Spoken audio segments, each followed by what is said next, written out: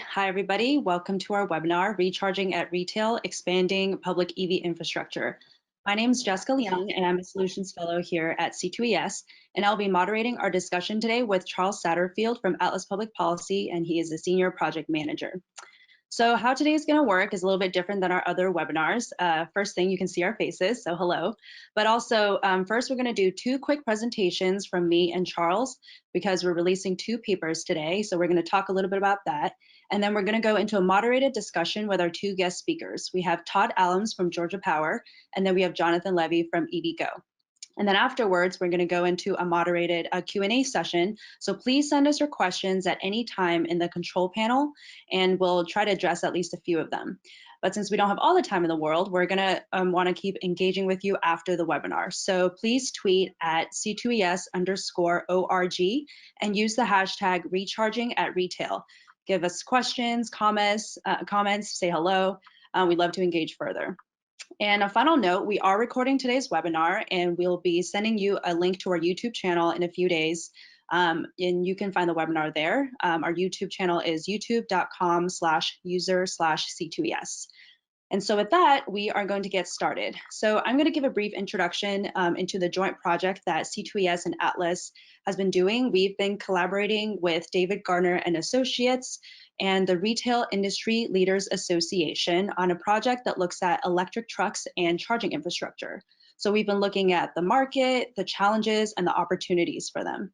And so actually a couple months ago, we already released two papers on this topic. C2ES has a paper on insights from retailers and trucking companies that have already piloted electric trucks within their organizations. And then Atlas published a paper about the total cost of ownership. And we also did a webinar 2 months ago discussing these papers and the electrification of the medium and heavy duty market. So you can find all these resources on our website, which is c2es.org. Today, as I mentioned, we're releasing two new papers and they're focused on charging infrastructure. And today I'm going to give you some key takeaways from the C2ES paper, and then Charles will do the same with the Atlas one. So my paper is entitled Electric Vehicle Charging for Retailers, and it focuses on the main stakeholders that retailers should engage with as they're going through the design and installation process for charging infrastructure, whether it's for fleets or for passenger vehicles. And we found that the 5 key groups that retailers should be engaging with are utilities, charging station service providers, the product suppliers, delivery services providers, and also customers. And we found that utilities are the most important group to engage with because you're going to be discussing the whole process throughout. So it's important to talk to them early and consistently. They can provide not only commercial rebates, but also technical advice. And if you're a retailer installing, say, fleet infrastructure, the utility might have to do some potential upgrades to support that. So it's important to talk to them and talk to them often. The next group is the charging station service providers. And we recommend it would be ideal for retailers to work with a provider that has perhaps worked in the same business segment as you in the past. So if you're a fueling station, working with a charging provider that has already done projects at that type of location.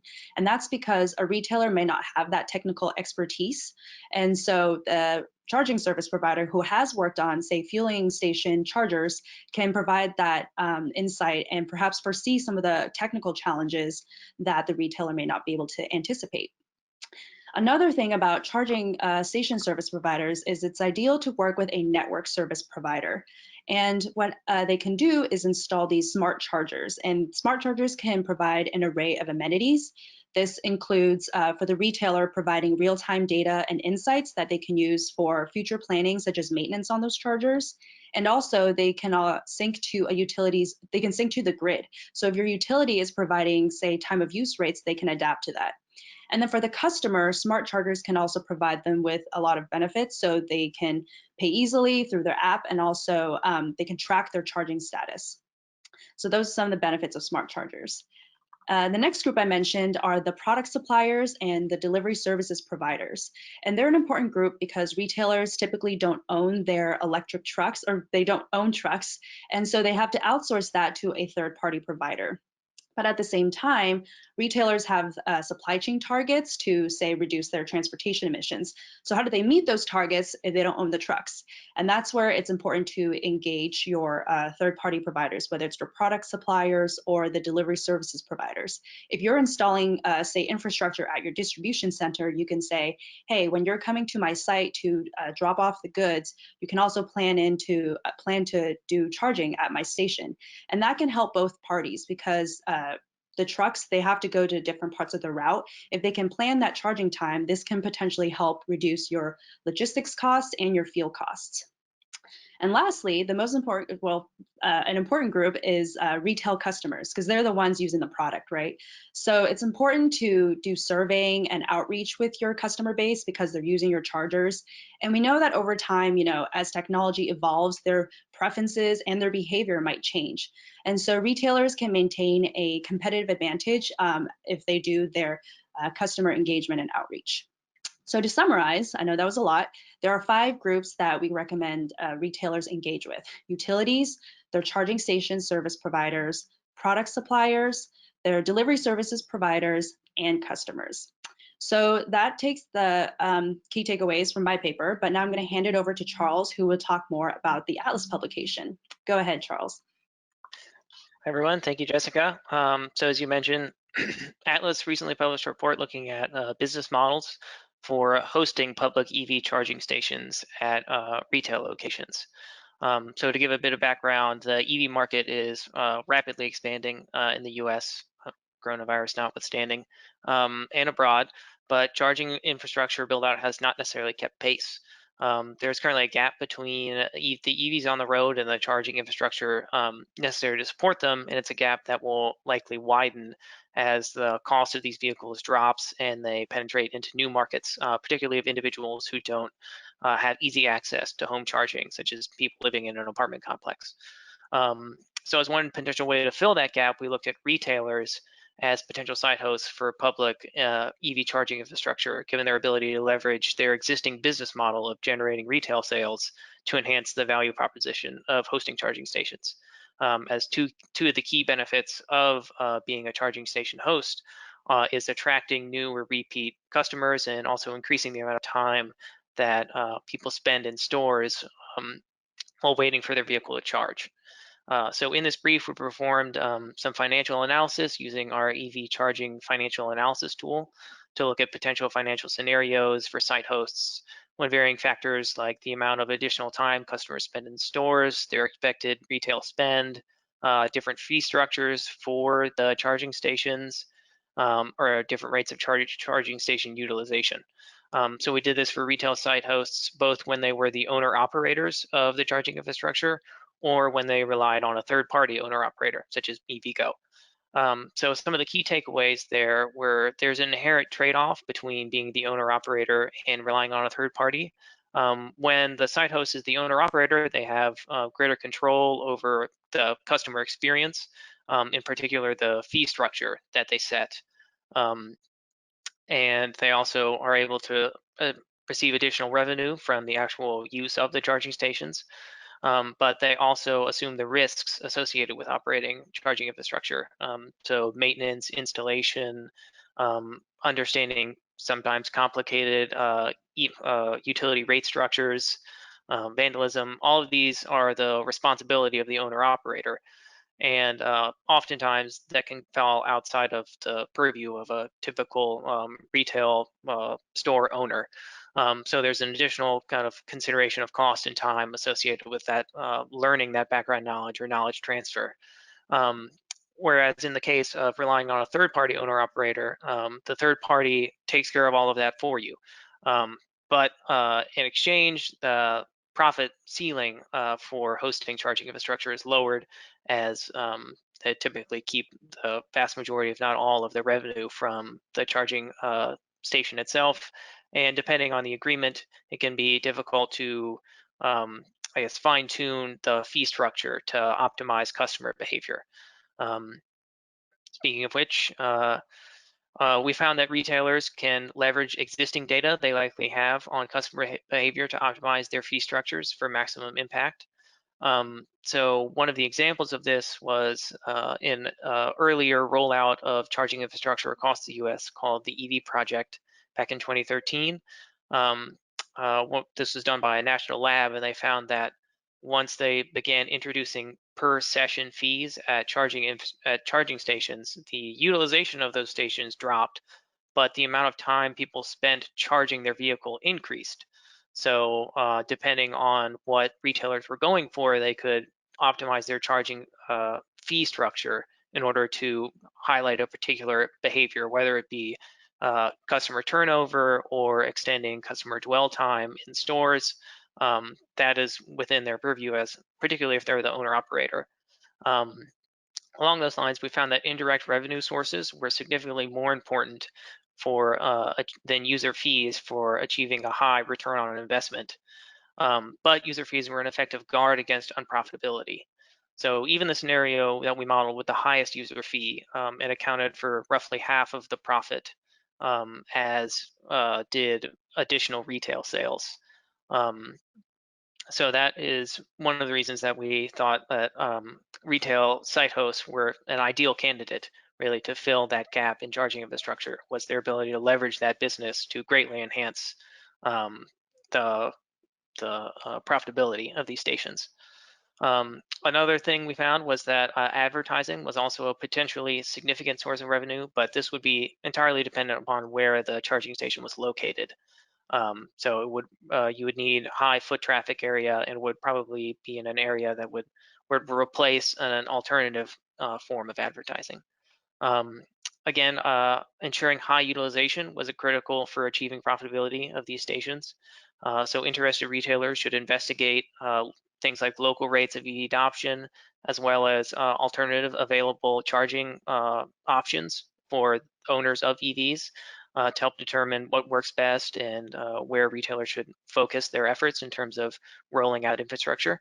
And then finally, we found that grant funding was important to provide a floor for station profitability, but it did little to raise the ceiling. So almost no station that included grant funding was unprofitable, but the one-time grant did little to raise the ceiling of station profitability compared to other factors like increasing customer dwell time in stores. So those are the major takeaways from the report. It is available today at our website, atlaspolicy.com, for anyone interested in more details of that analysis. But now I'd like to turn it over to one of our guest speakers, Todd Adams.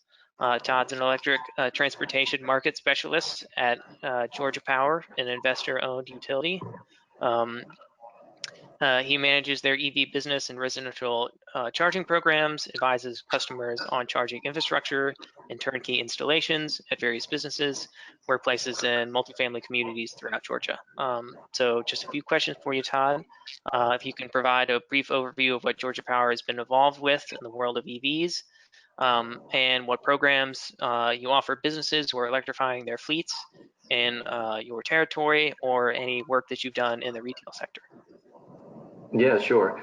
Happy to be with everyone today. Again, I'm Todd Allums, electric transportation market specialist, and some of the things that Georgia Power is able to offer our customers are, they mentioned, turnkey solutions. We focus heavily on the commercial and also retail industry to help bring education and awareness of what type of infrastructure may work best for their specific application.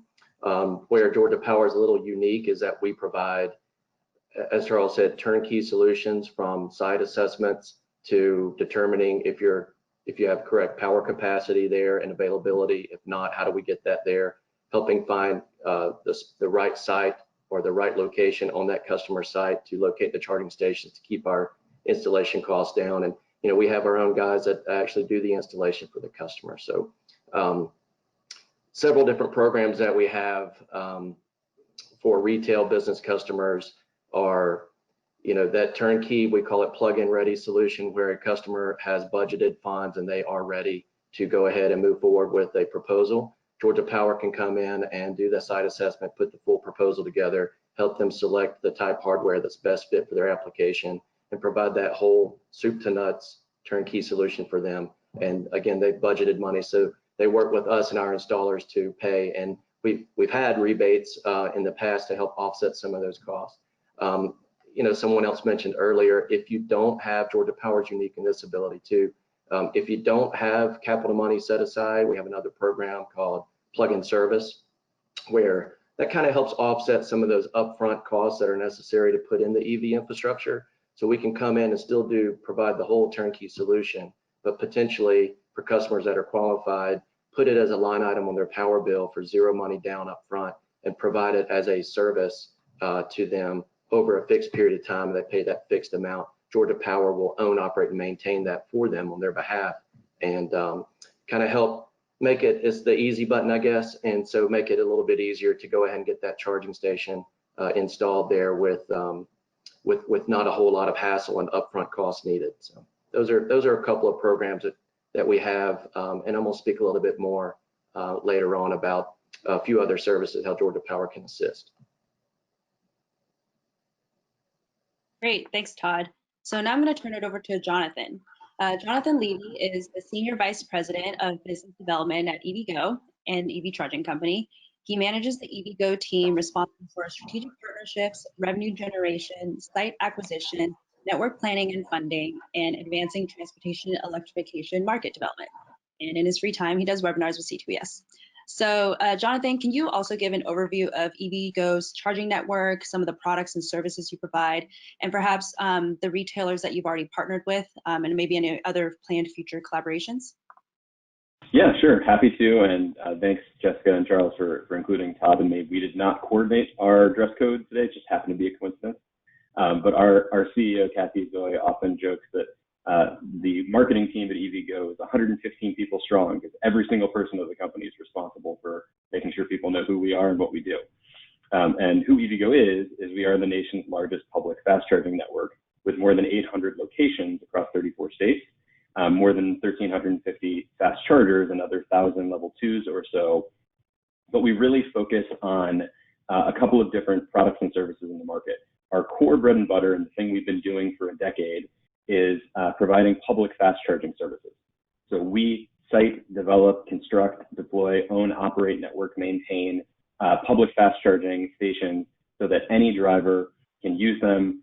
We have memberships, we have pay as you go, but the value prop is that whether you're a Nissan Leaf driver or a Tesla driver with an adapter, or you're a site host in a retailer like a grocery store or a mall or another outlet, we can work with you so that you don't have to have the cost of charging up front. You don't have to have any cost of charging, and we can provide that amenity on your property in partnership in a way that completely takes the pressure off of you to learn a new business, to have the capital outlay, any of those things. And so we've been doing that for a long time, and in fact, coincidentally, we also just released a paper that you can find at evgo.com/whitepapers on the cost and value of DC fast charging infrastructure. And I know that Todd and I want to get into a little bit of the distinction between level 2 and DC fast charging, because one of the big issues is when you're doing your planning, you want to make sure that you're matching the throughput of the charging to the use case so that you have the appropriate amount of dwell time, you have the right thought of what the customers will be doing and how they use it. But before I digress too much, that's the core. We also provide some behind the fence services for fleets on a commercial basis. We've been working really hard with some early movers in medium and heavy duty electrification. It's still a little bit nascent there. Unlike, I would say, I think the public EV adoption has come up a curve in a way that it will continue to accelerate, but has gotten to a point where charging infrastructure is better than a lot of people think. And we need to make sure we're pairing the deployment of charging infrastructure with the adoption of vehicles and the incentives to drive them. So Georgia Power has been a great partner in that, with rebates on both sides of this equation. There's policy levers, there's also just greater availability. But EVGo prides ourselves on making sure that we're helping everybody take advantage of the benefits of electric vehicles. And last year, we were really proud to become the first North American charging network to go 100% renewable, as we know that there are many motivations to go electric, from the environmental benefits to the economic benefits to just the absolute joy of driving something so quiet and powerful. Great, thanks for that overview, Jonathan, and congratulations on that feat. So Todd, I'm going to turn it back to you to dive a little bit deeper. So as I mentioned in the C2ES paper, key takeaways, utility is the most important stakeholder. And I know that you've worked with a lot of retailers. And so can you go a little bit deeper into how you've helped retailers and what are some of the unique challenges that they might be facing that are different from, say, other commercial businesses? Yeah, sure. So as we mentioned earlier, it's very, very key and important to make sure you're getting with your utility on the front end.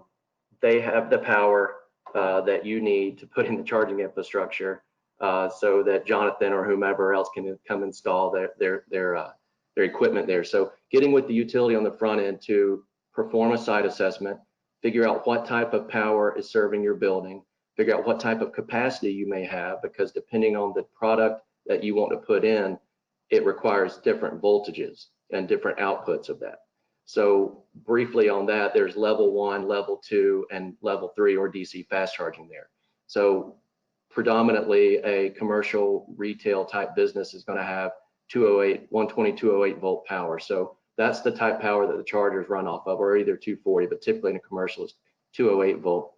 So we want to make sure that that is there. If that's not readily available, they're potentially, depending on that type of application, could be 277, 480 volt, which is 3-phase power. So making sure that you understand the power that's coming in so that we can convert that 480 volt power down to, step it down to 208 volt so that those level 2 charging stations can run off of. And as Jonathan's going to speak in just a little bit about some of the other EVGo applications, 480 volt power operates on 3-phase and is necessary for the DC fast chargers if you're looking at putting in one of those. So yeah, thank you for throwing that slide up. It may give you guys a better graphic. So what we're focusing on is here in the middle, the 208 volt. That's very typical for a level 2 station. That's your dwell time of, takes about 3 to 8 hours, depending on the vehicle you have to fully charge the car. The 480 volt system is much faster. There's 50 kW, 150 kW, and even 350 kW outputs coming out very soon, which can charge a car in as, up to 60 minutes, and the 350s as low as potentially 5 minutes, depending on the car you have. So different type power requirements. It's necessary that you get with your utility to figure out how you're served and what type of power capacity that you have there. And I'll briefly touch on what we've a little bit alluded to, network versus non-network stations. If you need network solutions, it's highly recommended in the public that if you are going to offer charging station to the public, that you have a network solution there, just so you can control access, how long people are dwelling. You can set that pricing policy there. It's very, very similar to about $1 an hour. People use these to kind of top their car off as they're out and about, just like you would do your cell phone potentially, so that you can just expand or extend the amount of EV driving range that you have. So network solutions provide reporting capabilities, user identification. There, like I said, it controls access. It's very critical to have that type of application if you're offering charging for the public. So just wanted to make sure that we touched on that, but get with your utility on the front end, please. Yeah, Jonathan, do you have anything else to add on this point based on your experiences with other retailers and utilities throughout the country?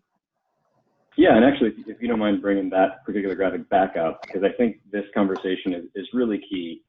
Todd was talking a lot about the 208 volt and the level 2 application.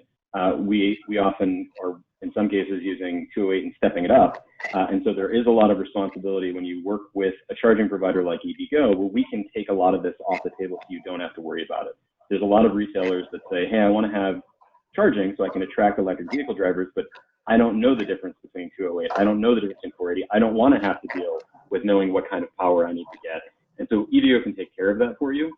But even before you get to that point, it's this conversation of what's the application, right? So we have worked with grocery stores and other retailers. So we've got great partnerships with Whole Foods and Lucky's. The typical dwell time of most folks at the grocery store is, 20 minutes, 30 minutes tops. If you're at the grocery store for 20 minutes and you got 8 to 10 miles of range while you were charging, it's not really worth it to you as a customer. It's kind of a, maybe it's a nice bonus, but it's not the core reason. It's not going to attract you to go there. Whereas if you have, what we've started to see with our network is whether it's the 50 kilowatt chargers, the 100 kilowatt chargers, the 150s, we see people staying for about 20 to 30 minutes because they're just integrating the charging into their everyday life. And so it's really convenient for them. That's really the main key here is how do you make it so that it's easy for the retailer, it's easy for the customer, it matches their use case, and it can work for everybody without massive risk. Because the other thing we've seen with some people, EVGo's been doing this for a long time. So occasionally we'll get a call that is, hey, we had a partner install this charger. We own it, and now we realize that the demand charges in the electricity bill are so high, we don't want it anymore. Or we hired somebody to network this charger, and it's broken, and they aren't fixing it. Can you help us? And part of that is because of these business models that both Jessica and Charles alluded to. There are certain folks in the market that they provide charging equipment as a vendor. There are certain folks that provide networking. There are certain folks that own and operate. When we prefer the own and operate model, not just because it's ours, but because we see the alignment between the customer and the charging network. If the charger is broken, we're suffering because the charger is not dispensing and we're not generating revenue on it. The customer is also unhappy. If you're a networker, the charger not working may not be the primary concern for you economically, but it is the primary concern for the driver. So all of those factors go into it. And so when we work with Sheets and Spinks and all sorts of people from convenience stores to gas stations to strip malls, we first have this conversation of, we think fast charging is the appropriate application here. What's the application you were thinking of, and can we make this easy for you?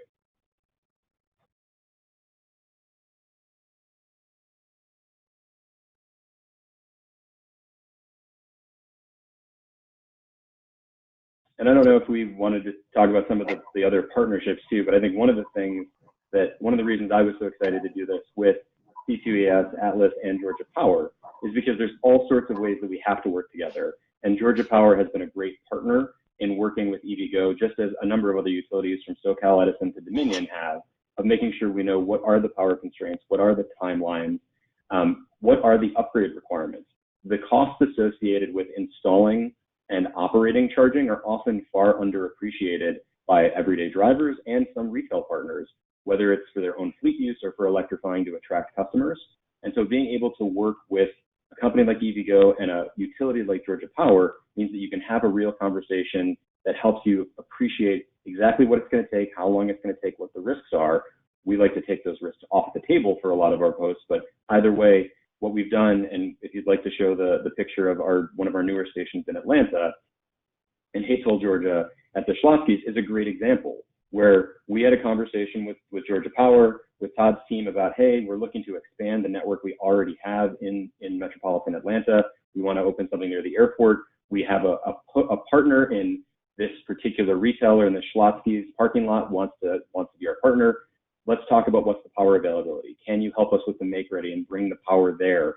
Do we have a good schedule? And so because of the partnership, you had EVGo as the one deploying the capital, taking the risk, bringing the expertise on siting, constructing, operating, maintaining. You had a phenomenal utility partner on clarity of timing and upgrade and really doing some of their own construction that was really helpful. And now you have this phenomenal amenity that helps promote the Lyft drivers that are going by the airport, the folks just going to Schlotzsky's for a sandwich, and in the 20 to 30 minutes that they might be ordering, eating, and chilling out, they're going to be able to get their charge and get back on the road.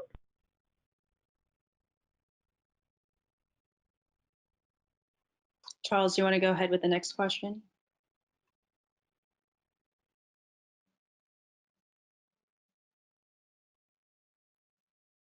Oh, I think you're on mute. All right, there you go. Sorry about that. We're all getting used to the muting, unmuting. So to follow up on some of what you had to say, Jonathan, well, the report we just put out was largely dealing with hypothetical, scenarios about what retailers may potentially see. But I was wondering if you had received any feedback from retailers where you've installed charging stations, particularly anything about customer experience or the benefits. Yeah, absolutely. We've heard a lot of feedback, particularly from grocery store partners, but also from partners that there's a bunch of mixed use. We had a great example of a parking lot owner, a strip mall owner in Compton, California, reached out to us and said, hey, there's no EV charging in Compton. We've seen what you do. Would you ever be interested in putting a fast charging station at our location? And so we went and had a conversation. We looked at the nearby opportunities and the fact that it was a bit of an EV desert. And we were directly in front of a taco place and a couple other things that are core to his business. And now we've opened the first fast charging station in Compton. The feedback from that particular owner has been fantastic because if there's ever a problem, he knows that we're the ones that will fix it. He's now got additional clientele that's attracted to his particular strip mall, not just supporting the taco place, but the other stores that are in that strip mall. And we see that time and time again of, this is great, we now have additional customer draw, and I didn't have to go out of pocket because EVGo took care of it. Similarly, we've got a long history of working with everyone from shopping malls like Simon Properties to, again, I've mentioned Whole Foods and some others on the grocery store. We've also been working with Chevron in California to do some pilots of putting EVGo stations right at Chevron. And what we hear from all of them is that they see this as the way of the future. It's critical to have, but they're really trying to learn, and they can learn in a lower cost way and a lower risk way by working with us. One of the examples that I think is fascinating is in the early days, particularly when there were really just a couple of EV models out there, folks just said, I need anything, whatever it is, level 2 DC fast charging, just something. We've had a couple of examples where we had both a fast charger and a level 2 co-located, and we've had a couple examples of a retailer call us and say, this doesn't make sense, it doesn't work. One particular one where a grocery store owner called us and said, there's a guy every day that drives his EV, plugs into the level 2, gets on the bus and goes to work, and then comes back to pick up his car. That's not what we wanted. That's not why we installed this. That's not the use case. Nobody spends 4 to 8 hours at a grocery store. Can you rip that out and put in another DC fast charger? That's a lot easier to do if you plan for 2 up front than if you've got a DCFC and an L2 and you want to then go post hoc and put more DCFC in. But generally speaking, what we've seen is those folks that recognize that they want to have a 20 to 40 minute or sometimes 45 to 60 minute customer experience, they really work well with a bunch of different configurations. We're also finally starting to see new technology come down the pike where it's not just necessarily a dichotomy of L2, 50, 150, 350, but there's some power sharing architectures that enable you to be a little bit more cost efficient and spread out some of the charge, because most of the cars can't take above 75 kW today anyway. And so it may make sense to deploy a sharing architecture where you can release 25 kW blocks so that it optimizes on cost and time for everyone involved. But I think to the core of your question, Charles, the general feedback we get is some folks will call us after they've had a bad experience trying to own it themselves. Some folks will call us and say, hey, we just want to learn. And we're always happy to go in. The issue is making sure that we're committing together, because if we're going to put 6 figures of infrastructure into a parking lot, we want to make sure that we have an enduring partnership. Yeah, obviously the time horizon of the infrastructure is highly important, which is why one of the reasons we speak a little bit about doing your background research when it comes to deciding whether or not you want charging infrastructure, whether or not, as you mentioned, it makes sense. You know, what is the use case? It's not necessarily a blanket fix for all locations everywhere.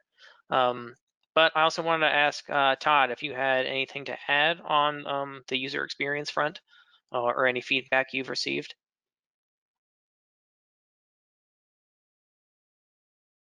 Yeah, let me get off mute here. Yeah, so I will mention, very similar to Jonathan's approach, Georgia Power had back in 2015, 2016, rolled out 37 community charging islands throughout the state where we own, operate, and maintain those chargers. And we've got amazingly positive feedback from that, because now we are been given drivers the ability to drive from, say, the northern part of the state near Chattanooga all the way to Savannah and stop every 50, 60 approximate miles along the corridors to stop and conveniently charge. And it's been very, very well received, so much that the commission went and fought for us and got a great vote of 4-1 through the Public Service Commission rate case from last year, and ordered us another $6 million funding to go deploy phase 2 of this community charging network to, as Jonathan mentioned earlier, find those EV charging deserts, go where no one has infrastructure, where we actually serve, the Georgia Power Grid serves those customers in areas that typically wouldn't have the ability or would even want to install these chargers, but we'll go in and own, operate, and maintain them as a second phase of our community charging rollout. So we're currently in the design and mapping phase of what that's going to look like, and we hope to start rolling that out at this point this year. Not sure the quantity that we'll be able to get to, but it'll be another substantial amount of fast chargers throughout corridors and areas, pockets within the state that don't have charging infrastructure now to support the growing number of EV adoption and drivers here in Georgia. So that is very, very critical to having that fast charging infrastructure, knowing where it is, knowing that it's convenient, you see it, it's reliable, most importantly reliable, and that it's within your driving patterns or where you're planning on traveling and not too far off of a corridor of your route there. So. The interesting thing too, building on what Todd said, is we need charging in a lot of places, and there's some places where it's already at a decent base, and other places where we're starting from near scratch. But there's often this, it needs to be corridor, and really what we found is that people do a lot of their charging in and around where they live already. And particularly when we talk about multi-unit dwellings, there's often this: how do you solve the ability of somebody like me who lives in an apartment and may not have access to dedicated home charging? How do you solve their charging needs? And sometimes it makes sense to have workplace charging for that. Sometimes it makes sense just to have public fast charging nearby. And so we see in and around the urban core as being really economically opportune for us to be targeting and working with great retailers in so doing, because it can be expensive to be doing that in downtown LA, downtown Boston, things like that. But we can really work together on making sure that we're opening up the access to EVs for more drivers, not just those that have a garage. Absolutely. And as another apartment dweller, I also empathize on the multi-unit dwelling infrastructure point. So we're about to get into audience Q&A, so please keep sending us your questions. We already have some great ones coming in, but I just wanted to pose one more question to both Todd and Jonathan. So we've talked a lot about retailers' role in expanding public infrastructure, but also we know that cities and states are doing this. I know a lot of the Western states have an MOU to create that corridor that you were talking about. So both of your organizations are already doing a lot, but what is it that is the most important thing your organization can do to build upon this momentum? Is it doing more partnerships? In the case of EVGo, is it offering additional incentives like Todd, you were mentioning? Policy advocacy. One of the questions we have is about, interacting with your regulators, because that's obviously really key. What is it the most important thing that your organization can do, and how do you prioritize? And do you do a little bit of everything? Yeah, Todd, do you want to go first, or would you like me to? Go ahead. All right. It's a little harder than in person, and we can just kick each other under the table. So I think, look, I'm really proud to work at an organization that has multiple missions. So we have this mission of, building a sustainable business, both environmentally and economically. So the best thing we can do is keep building our business. And despite COVID, we've managed to open more than 25 stations this year already. Which is nearly 80 DCFC at those 25 or 26 locations that we've opened in 2020 already, despite the fact that we've had some slowdowns, especially in the Bay Area and others with shelter in place. So we need to keep doing that, and we can do that through expanding the partnerships that we have. What we've seen with engaging with regulators is that it's a little bit all over the place, depending on where you are. There are some state energy offices and public utility commissions that have been in the weeds and know a lot about EV charging and EV adoption, and others are still coming up the learning curve. What we've seen everywhere is where there's consensus, things move more quickly. So, for example, everybody in the industry, EV charging, utilities themselves, the advocates, everybody has consensus around utilities being able to own and invest in make-ready infrastructure. And so when utilities have proposed those programs at their commissions, they sail through because everybody supports them and it works. In some places, like in Georgia Powers had the ability to own and operate their own stations. In other places, like Kansas City, the Utility Commission has said, no, that's not the appropriate role of the utility. And in some others, including in North Carolina, it's been, why don't you work with the private sector first, see if they can get it done, and then you can do something. And so I think it's this really interesting time of how do we make sure that we are working together to reduce the cost, increase the adoption, help the utilities with beneficial load while we're expanding electric vehicle access for everybody, and making sure that we're pairing the vehicle incentives with those charging infrastructure deployments. Because look, we put capital at risk to put 6 figures and sometimes more into the ground at these stations because we need them to be used. If we build them everywhere and they're not used, that's not a good thing for us economically. It's also, frankly, not a great look for the whole industry, because then people just think you've overbuilt something that's taking up space that isn't being used. Having lived through some of that during the Recovery Act with the luminosity and the investments there, it's really important to marry these two things and they go together. The metaphor we were kicking around at the office is, some people say it's chicken and egg. Rocky Mountain Institute, Chris Melder loves to say it's chicken and waffles. Don't be a chicken, stop waffling, build the infrastructure. we started thinking about maybe it's peanut butter and jelly, because we've got the bread, which is the base of charging infrastructure and EVs that are out there, and we need more of the peanut butter and jelly at the same time of the charging infrastructure and the models, so that they can continue to grow, and you get this virtuous cycle of deployment and usage that leads to more deployment and more usage. Well, I was craving tacos before you were talking about that, but now I'm craving chicken and waffles. So, Todd, go ahead.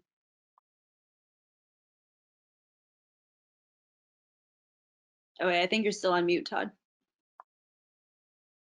Two of the major, can you hear me better now? Yeah, so to talk about Make Ready, our major advantage that we have for helping assist retail customers get infrastructure in the ground is our relationship that we just made mention to with our regulators and at the Public Service Commission, whereas they were able to also in that same order give us funding to support the Make Ready infrastructure program that Georgia Power now has, that we're in the development and strategy development and soon to be rollout phase of this later this year, where we actually will come in and for qualified preferred retailers that there'll be an online application survey that we'll have to vet. If they qualify, then we would be able to provide the necessary infrastructure from transformer all the way to the meter, but that's what we normally would do. We would go beyond the meter all the way to the parking spot. So that means providing the necessary power all the way to the metering point, getting that out to all the distribution panels, to the breakers, the conduits, the wires, conductors, and stubbing up at the spot where the charging stations would go. Georgia Power and our Make Ready program would be able to fund and cover all or the majority of that spend that a customer would typically have to come up with, at least doing that last part of their side of the distribution. So and then they would get with their EVSE provider. The customer would have to have some skin in the game and actually install a certain number of charging stations. We don't want to just put pipe and wire in the ground, but we're doing this for customers to that are having budgetary constraints or want to do it. They've made mention to do it, but they don't know how to do it, or the funding's a little bit off. We want to come in and offer this as a major incentive to those qualified preferred customers that are wanting to get that infrastructure in the ground. So that and our community charging program are two of the biggest incentives that we're going to have over the next couple of years till the next rate case in 2023.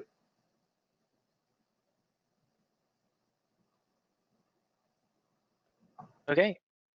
All right. Well, thank you both for going into some detail there. But now we want to start the Q&A portion of the webinar, and we asked attendees to use the control panel. And also we want to remind everyone that after the webinar is over, attendees can tweet at C2ES, use the hashtag recharging at retail to pose additional questions, and we will get back to them. All right, Okay. thanks. We have some good questions rolling in here, and both Jonathan, Todd, and Charles, feel free to chime in on these. The first one's kind of an easy one. It's a more technical question. Do charging stations come equipped with Wi-Fi, or do they need to have access to broadband? This is particularly important for those locations, perhaps EV deserts, which are have low penetration of broadband. Yeah, it's actually a great question, because as I mentioned earlier, the costs of installing and operating charging are often really widely misunderstood. This is one of the reasons. Telecommunications is one of the expenses that you have to expend. In some places it is Wi-Fi. In some places, if you're in a garage, you may need a Wi-Fi booster. In some places you're doing 5G. So it really, how you network and how you're using your telecommunications to make sure it's working can vary, and different companies have different approaches to it. But in any case, you need to make sure that you have that connectivity so that you can do remote starts. You can do remote diagnostics, so you know that something's not working. So to Todd's point, you can maximize reliability. So that's one of the many things that we just take care of. But if you are going to do network charging, you need to make sure either you have some ability to have connectivity with Wi-Fi, or you're working on a 5G basis.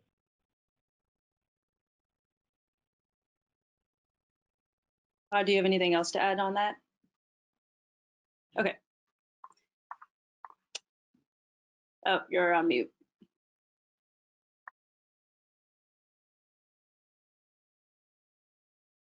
Yes, it's either cellular connectivity or Wi-Fi. So he touched on it exactly.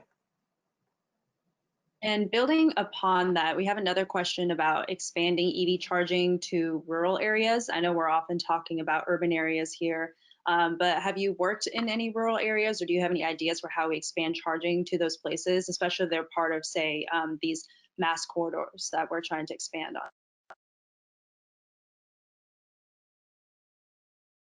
on? Then you're on mute. Yeah. There you go. It was my turn to be on mute. Yeah.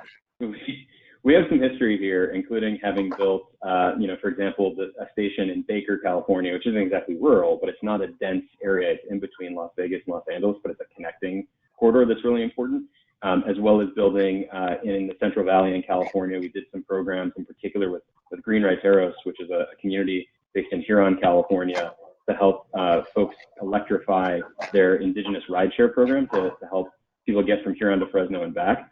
In all of those types of programs, partnership is really, really key, because the economics of a utilization-driven model in a less densely populated region are very challenging. It's part of why the Volkswagen Dieselgate settlement was originally targeted to be corridors, and why I think people still want that to be corridors, because public policy is really helpful to pushing out that deployment, and it's not often economic just by itself. And so whether it's using a Volkswagen Appendix D funds or the original intent of the Appendix C funds, or other partnerships with automakers and rural co-ops or utilities of other stripes, can be really helpful to make sure that we're getting better coverage. But the focus of most of the companies like EVGo is how do we maximize utilization? And so how do we do that together in a way that we can supplement with sites that help people get from A to B, knowing that the denser ones will be the most well-used stations. Yeah, that's right. We've done this very similar thing in some smaller rural areas in South Georgia, where there's obviously not a lot of EV drivers currently. But what we want to do is make this more of what's good for the greater of all Georgians, and not just an Atlanta-centric type thing. So we want to provide that EV charging infrastructure for people that aren't maybe traveling out of Atlanta to the beach or to the coast or to visit family. They can stop, and we've tried to do a really good job of siting these every 50 to 60 miles, as I mentioned. I mean, we have one at a Burger King in Dublin, Georgia, where it's not a large town by any means, but it's right off the interstate. A lot of people stop there because it's on a long corridor where there's not a lot of major exits there. And then as you approach closer to, say, Savannah, there's another site in Pooler at an in-market gas station. It's a very nice, sustainable, EV-friendly place to stop with a fast charger there. So, we're starting to get more and more utilization and more traction at other retailers, gas stations, convenience stores along these corridors now for the fast charging infrastructure. And it's absolutely critical and necessary to have that infrastructure there so that you feel comfortable that you can make that commute now with your whatever EV that you have all the way of your 200-mile stretch, and know that there'll be in our area a Georgia Power community charging station, an EVGo station, a Tesla station, or what may have you, right off the interstate on your commute. Thanks. So we have a question here that's more broad about the future. So does anybody think that, this is for the whole panel, will there be a push for standardization, at least in the US, for charging infrastructure with respect to standards and connections? Because right now, if you have a Tesla, you need, say, a different type of charger. So do you think we'll be moving towards standardization? Should we?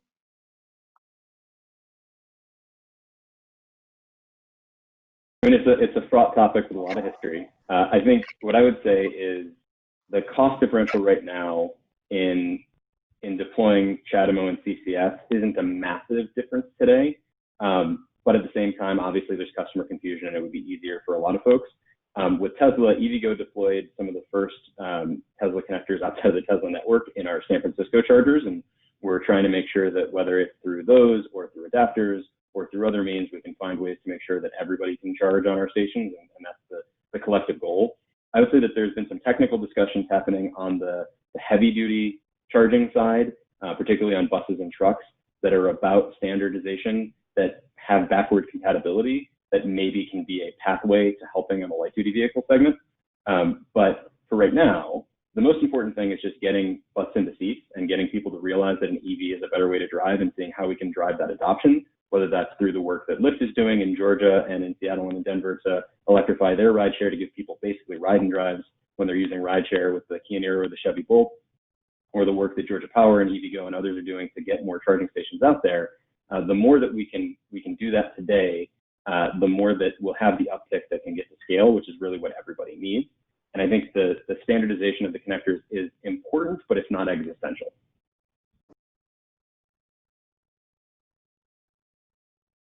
Totally concur. Stamp of approval by Todd. Talk a little bit about V2G, so that's vehicle to grid. I know in the medium and heavy duty sector, as we're looking across the country at some of these programs to electrify school buses, for example, in Dominion or in Virginia, we have our utility here, Dominion, who's planning to use school buses for vehicle to grid. Do you have any comments about that for other passenger vehicles or others?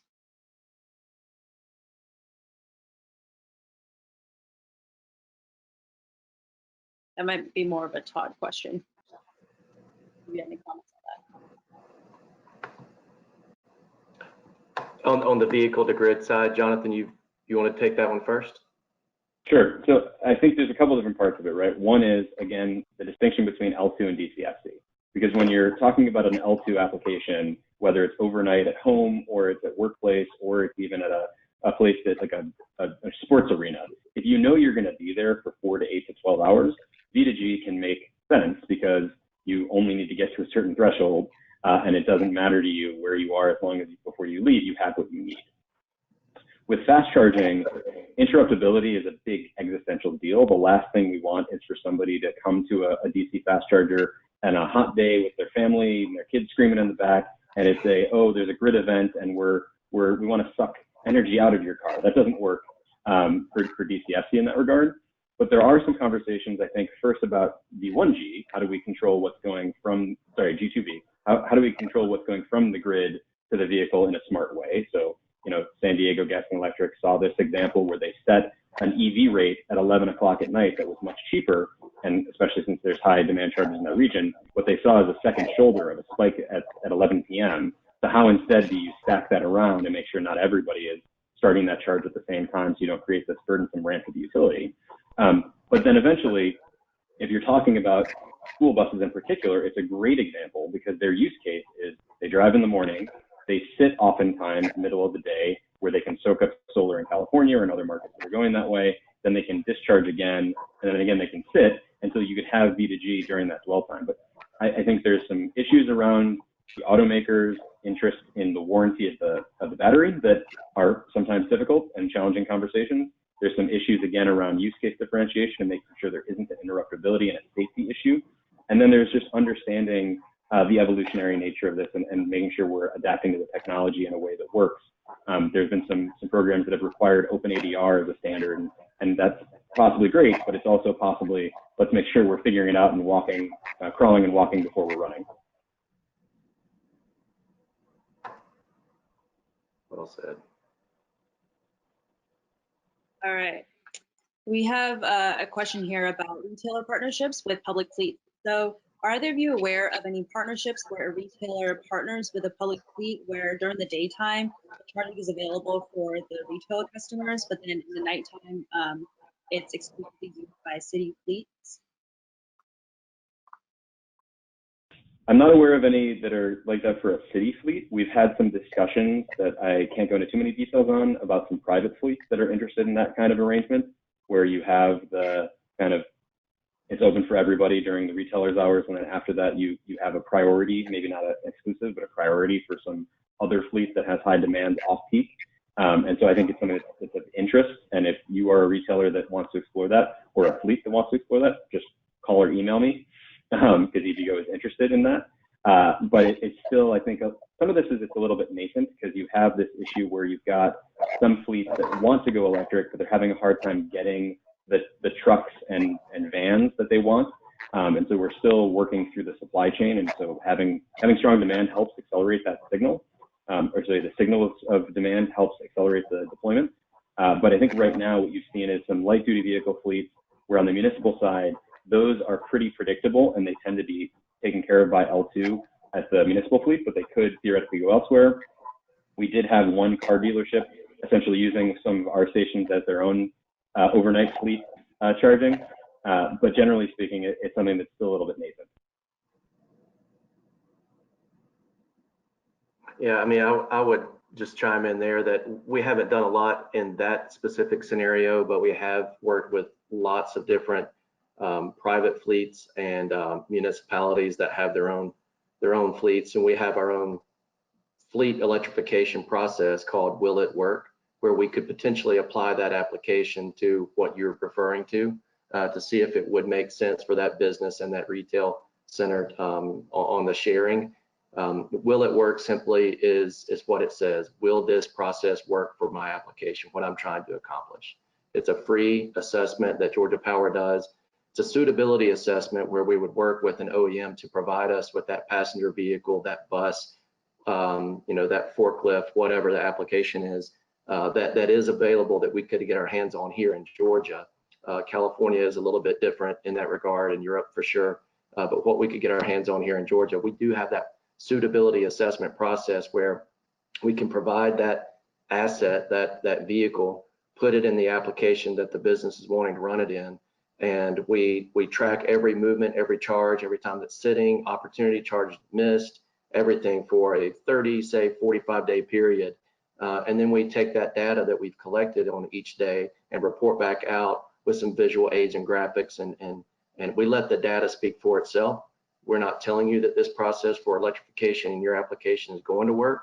So we just simply say, will it work? I don't know, let's see. And we let the data speak for itself, like I mentioned. So that will it work process that Georgia Power has spread like wildfire. A lot of people, other utilities we've spoken to have really been interested in something similar to that. And if you're a retailer that's here in Georgia, have your own personal private fleet, or want to see if that type application would work for your scenario, by all means, get in touch with us, contact me directly, and we can start the process with that.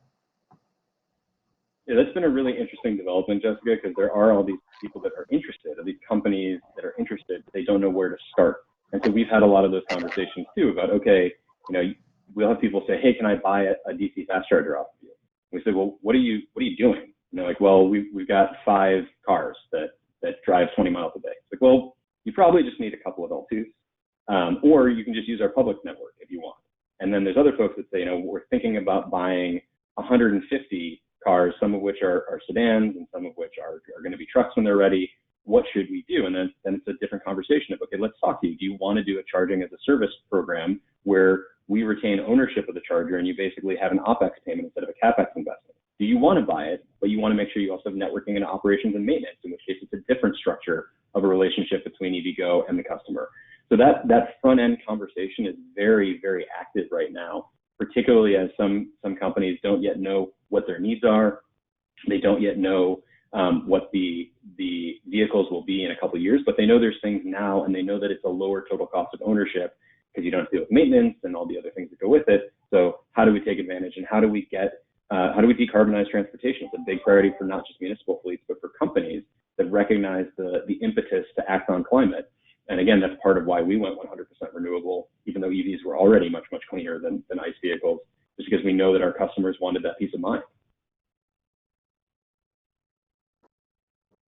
Yeah, as you mentioned, a lot of companies have these goals about supply chains, but broadly, to go net zero, to go X, reducing X emissions by, 2030, 2050.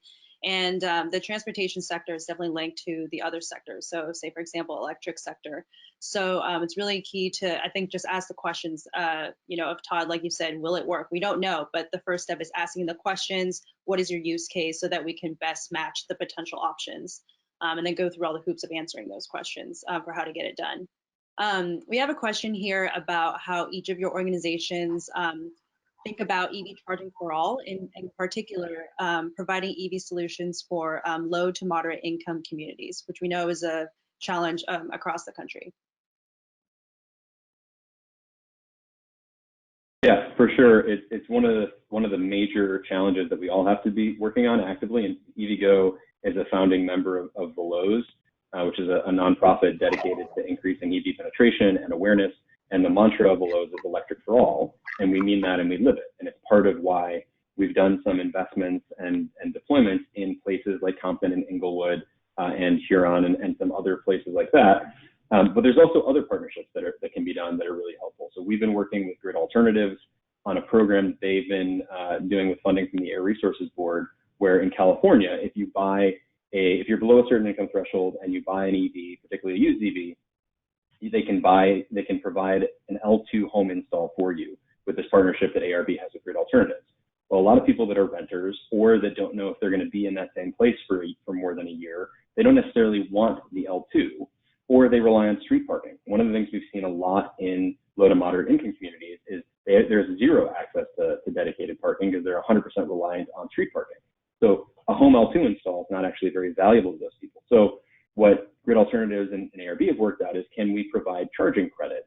And so we've started this program with them where through ARB and Grid, a low-income purchaser or lessee of this vehicle can have a $1,000 credit for public charging that then they use with us and is applicable at our chargers, as well as at charge point chargers through the interruptibility agreement that we have.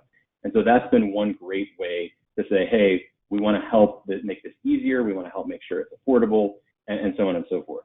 There's also all sorts of different programs ranging from rebates that we've talked about to innovative ones that are still kicking around. One thought that I've discussed with some folks is every utility knows what percentage of their ratepayers aren't ratepayers, but are rather those that they're subsidizing and providing either total or partial relief on their bill. Those are the same people that we should make sure that we're targeting, so they know what the rebate awarenesses are and what the rebate programs are, and if there are other charging programs like the Grid Alternatives one I mentioned that the utility could help lead in partnership for, again, all the other benefits that electrification brings to the system.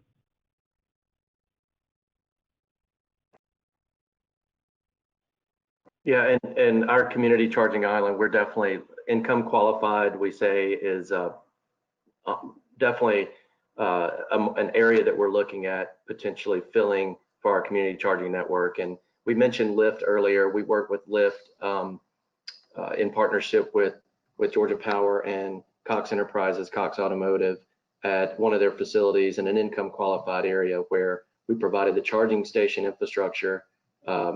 Lyft provided the Chevy Bolt vehicles. We went into that area and said, hey, look, if you don't have a job, if you're looking for employment, come work for Lyft. You can drive the vehicle around and take people wherever they need to go. You can utilize the Georgia Power network of charging stations that around the Atlanta-based area, bring the vehicle back at the end of the day, and it'll be fully charged and ready to go the next day. So that created jobs, and that's where you can really partner with another company such as Lyft. It could be anyone else going forward, but that was economically impactful for various reasons. Helped get utilization up in our area where utilization is typically low. It helped people sustain and create and sustain a job. And so bringing business to the city of Atlanta, the state of Georgia, was and partnering with Lyft was very impactful. And we look forward to other partnerships similar to that with other businesses going forward. And EVGo as well. They've done a phenomenal job in the income qualified areas here in our state. Mm-hmm. If I could just chime in for a second, part of the work that Atlas does is tracking utility filings, in particular keeping track of utility filings that have some sort of equity focus or equity goal. And I would say that we have seen an uptick on that. And so to kind of echo what Todd was saying, they're definitely kind of taking the lead, I would say, on making sure that the benefits of transportation electrification aren't, concentrated in any one area necessarily, but spread across all areas of the public. So I'm going to give everybody a chance to get recorded. Of technical points, but also I think broadly about where your organizations are at and where we're going. So if there's any last words that you want to insert, now's your chance before we close. I'll say thank you guys very much for allowing us the ability to come speak today to the retailers and how Georgia Power partner with EVGo and other EVSE providers in the area can, if you are in Georgia, please reach out to us. We have a whole team of people focusing on both L2 and fast charging infrastructure. We have MSAs with partner installers that can provide turnkey solutions for you guys. If you have the capital money right now and you budgeted for it, great. If you don't, like we mentioned, the plug-in service option may be a good model for you. But you know, if we're retailers and you're thinking about installing infrastructure, and it's sometime later this year, next year, potentially the Make Ready program might be something worth looking into for you, or even being a potential site host for the community program. But whatever it is, by all means, if you're a retailer in Georgia, please reach out to us. We're here to help. We're happy to help. It's what we do every day, and a lot of expertise. And we appreciate your time today. Yeah, I just want to echo Todd's thanks to Jessica, Charles, C2ES, and Atlas generally for including us. And as Todd said, it's been a great partnership when EVGo has worked with Georgia Power, as it has with a number of utilities. And same, if you are a retailer who's interested in hosting a public charging station, or you have a fleet that you're planning on converting or already have, please reach out to EVGo. I would also encourage everybody at EVGo to check out the white paper we just put out at evgo.com/whitepapers. But really want to thank you. Everybody that's dialed into this has dialed in because they're interested in electrification. And it's really important that all of us work together to make sure we educate each other, to make sure we're bringing our message out there, to make sure people know what the benefits of EVs are. California does annual research, consumer research, and fewer than 50% of Californians can name a single model of electric vehicle, and just saying Tesla counts as an answer. So that's California. We have a lot of work to do in and outside of California, and it's only going to get done if all of us are working together to make sure people know, hey, did you know about the Kia Niro? Did you know about the Nissan Leaf Plus? There are all these 200+ mile range cars that are much more affordable than you might have expected. And by the way, here's all the benefits and where you can charge. But EVGo is really proud to be a part of enabling access to EVs, and we're really happy to be working with all of you, and thank you guys for your time. Charles, any parting words? Well, I would like to thank you both for taking the time to join us on this webinar here and really provide a lot of detail about some, in my opinion, one of the more pressing issues when it comes to transportation electrification, which is charging infrastructure. You know, once we're starting to get over the hump, I would say, of reaching upfront price parity. We're getting, you know, closer by the year, by the month even. And then, so now the discussion, I think, is really turning towards, all right, so how do we actually, you know, support these vehicles at scale? And that is definitely a focus for Atlas going forward, as well as C2ES, looking at what does it look like on a nationwide scale to support large scale conversion of the fleet to electric vehicles. And that's something I'm very interested and very excited about going forward. So thank you again for your time and providing your insight. Yeah, Very so well. just we want to get seats, and the correct analogy is peanut butter and jelly. So thank you to all three of you, particularly to Charles, my moderator in crime. So we are going to be posting this webinar. It is being recorded on our YouTube channel in a few days, and you'll also get an email. And also, if you have additional questions and comments, please use the hashtag recharging@retail and tweet at C2ES_org. So thanks everybody, and hope you have a happy and safe day. See you later.